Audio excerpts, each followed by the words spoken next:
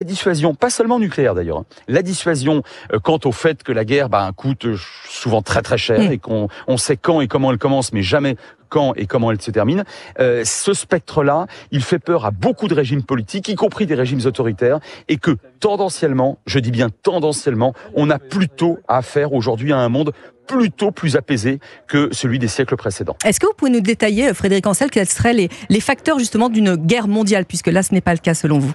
Oui, alors de toute façon, il y a une condition sine qua non, c'est la projection de forces ultra destructrices de la part d'au moins 2 puissances considérables, peut-être 3 puissances très considérables, par ailleurs capables d'entraîner des alliés, donc chacune de ces puissances-là, dans une confrontation générale. Là, si vous voulez, on aurait vraiment le schéma d'une guerre effectivement plus ou moins mondiale.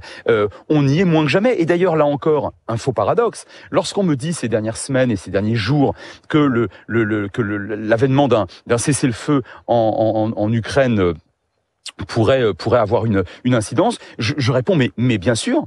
Malheureusement, à mes yeux, l'Ukraine est sacrifiée par les États-Unis de Donald Trump, mais néanmoins, objectivement, je suis obligé de reconnaître que le rapprochement entre ces deux puissances considérables, en tout cas sur le plan nucléaire, que sont les États-Unis et la Russie, nous éloigne plus encore d'un spectre de la guerre mondiale.